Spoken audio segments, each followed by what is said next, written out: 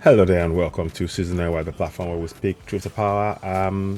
We are back again just to really give you a bit of a heads up as to, a recent discussion by Professor Kila, someone who I know of personally. In fact, I might do something whereby we'll probably bring him on the platform when the time is right, to have discussions. We will be doing that at some point because we need to have extensive discussions about the reality of what we have in Nigeria now as well. Maybe in depth, a greater in depth interview. But anyway, that's a side issue. We will do that later on. What I do want to do is to now look at what is said in terms of 30 years after the June 12 annulment. He dissects the current situation also. This was just an interview recently by TVC News, so credit to them. But I thought it was something we should all look at. Let's have a listen together. Let's have a listen together. Here goes.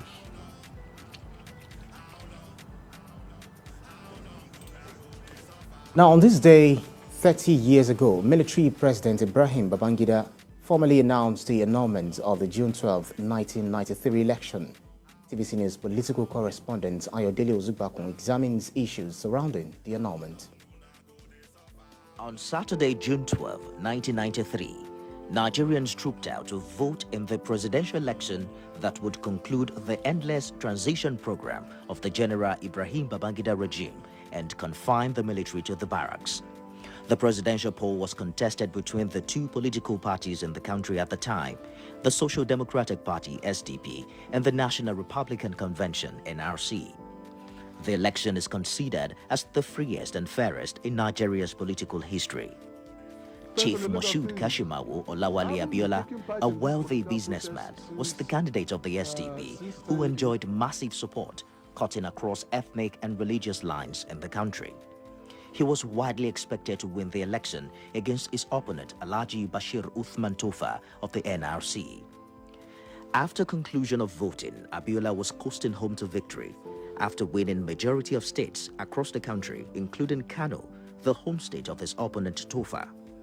On Wednesday, June 23, 1993, before announcement of the final results, the then military ruler, General Babangida, declared the election null and void, citing alleged irregularities.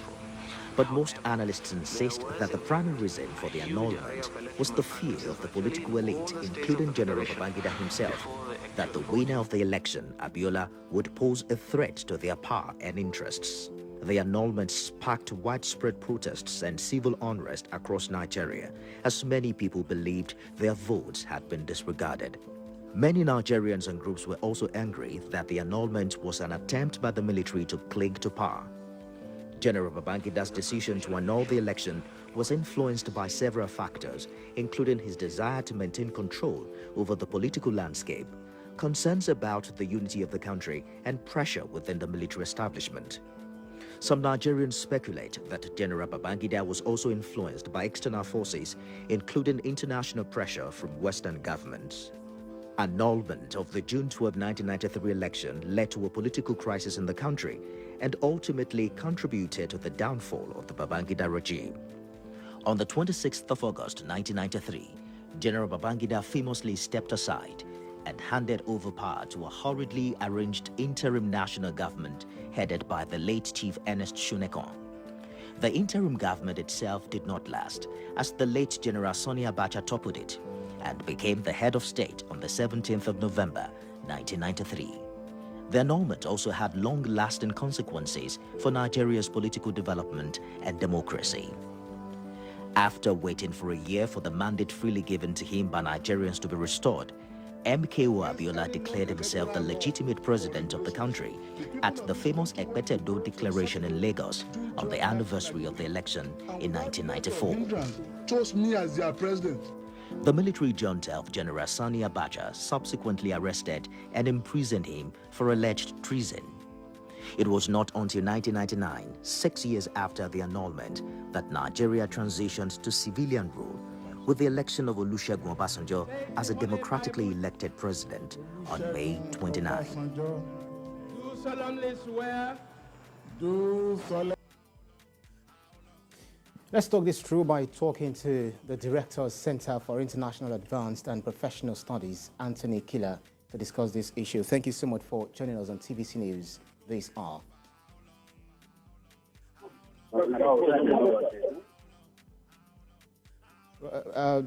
Director, Professor Anthony Kila, can you hear us? Yes, I can hear you. Great, fantastic. Let's have this conversation. You know, a lot of people, especially the netizens, are having issues understanding the concept of June 12. Take us back to the scenario where the military head of state, Ibrahim Babangida, annulled what was adjudged the freest and fairest election. How was the news received? Well, how do we define it? The history of the annulment of June 12 is a two-legged factor animal. You have the military intervention, you have the civilian intervention. Nigerians must remember that there was a group called Association of Data for Nigeria linked with supposed to seek annulment before the electoral phase and are going to cause seek disruption of the counting of votes. Civilian attempt.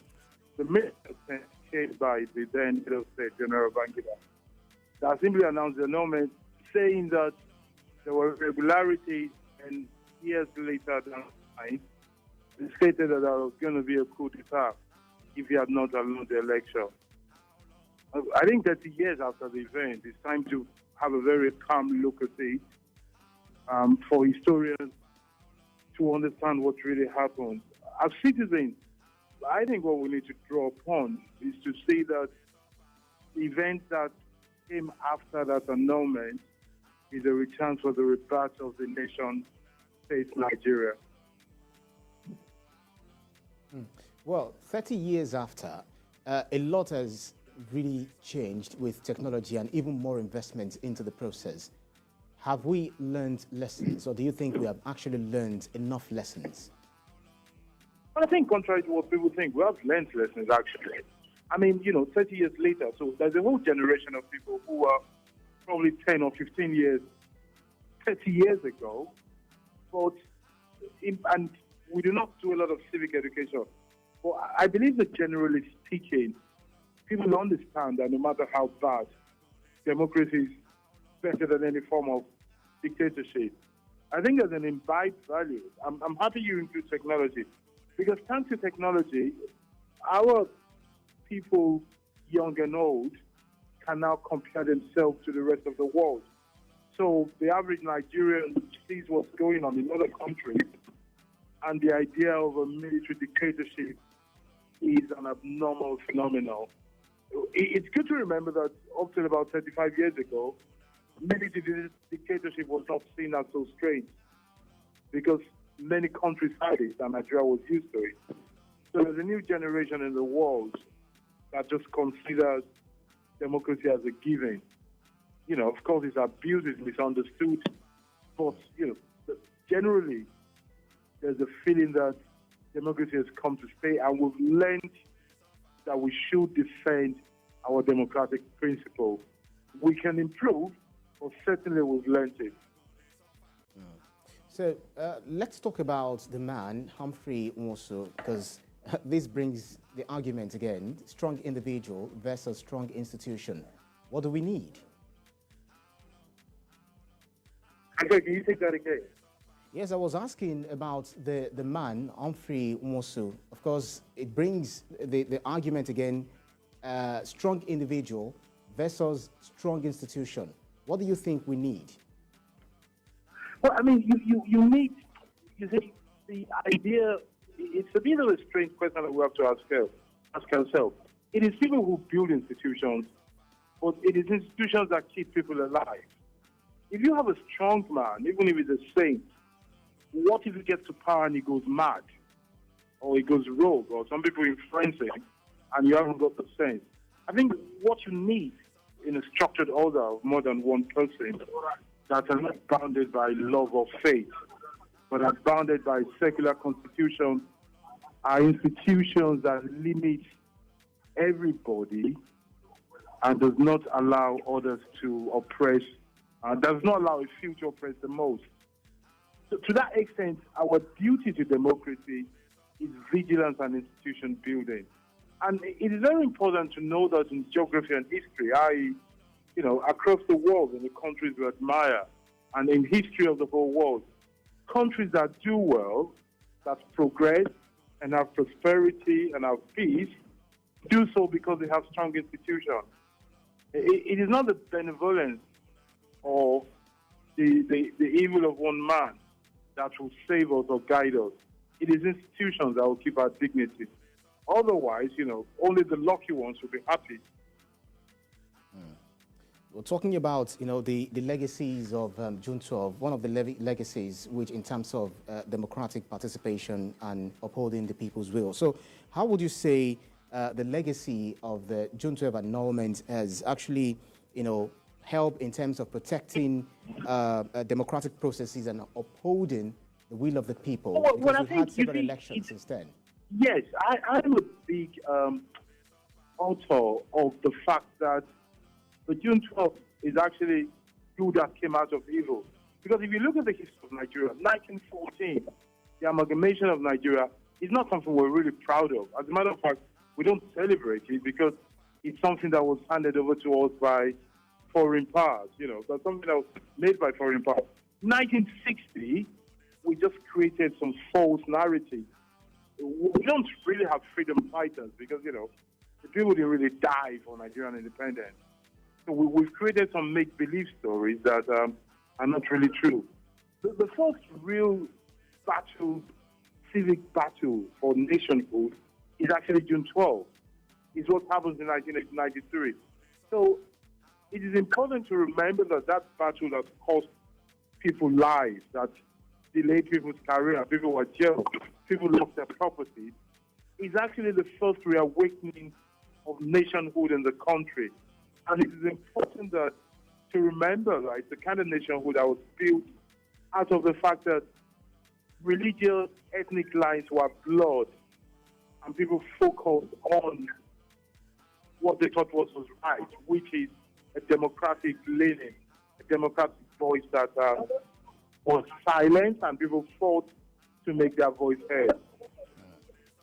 So, there has been compensation, at least to the one who was the figure, Abiola, and then the former president of Nigeria, Muhammad Buhari, had, honored him, as president that never was. But then, are there any other ongoing efforts to, revisit the June 12 annulment and provide justice to those at least affected? It was make me know that I am an unrepentant critic of the Buhari administration.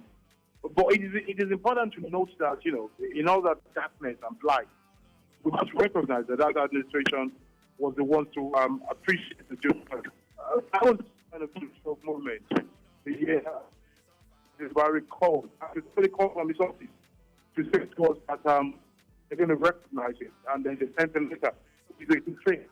I think moving forward, I would recommend we continue to follow this and deliberate on the values of June 12, to elevate June 12 to the day of democracy, and so that people would know everything that happened around it, not to witch hunt anybody because it's getting too late for that now, but to know the truth and to be able to become warden of democratic institutions.